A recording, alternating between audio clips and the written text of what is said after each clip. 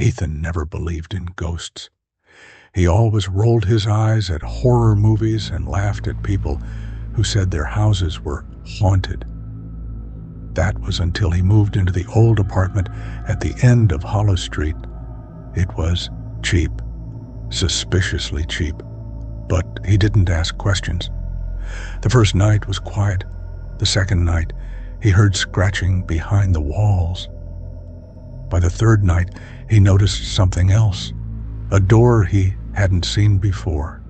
It stood at the end of the hallway, covered in dust, its wooden frame warped with age. But here's the thing. Ethan had walked down that hallway dozens of times. The door had never been there before. His heart pounded as he reached for the knob. It was ice cold. He hesitated, a deep, suffocating dread settling in his stomach. Then he heard it, a whisper. Faint, crooked, right behind the door. "You shouldn't be here." Ethan staggered back. The voice was wrong. It wasn't just a whisper. It sounded like someone was speaking from inside his own head. The door creaked open on its own. Inside, the room was pitch black.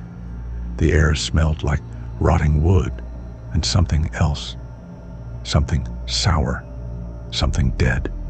His phone buzzed in his pocket. He yanked it out with shaking hands.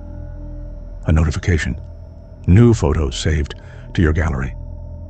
Ethan hadn't taken a picture. He tapped the screen and his stomach twisted. It was a photo of him, standing in the dark room. But here's the part that made his blood run cold. In the photo, he wasn't alone. Behind him, a shape loomed, twisted, featureless. Its mouth stretched into an impossible grin. And just as he realized this, his phone screen flickered and died. The door slammed shut, and something breathed behind him. A rasping voice whispered inches from his ear.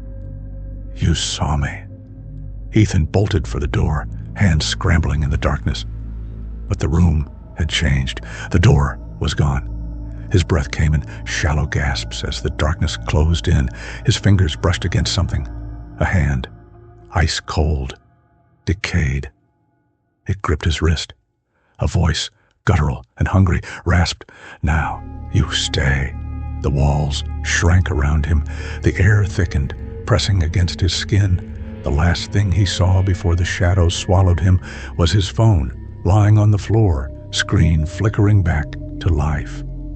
A new notification, new tenant added to the room, and then silence. The next morning, the landlord listed the apartment again.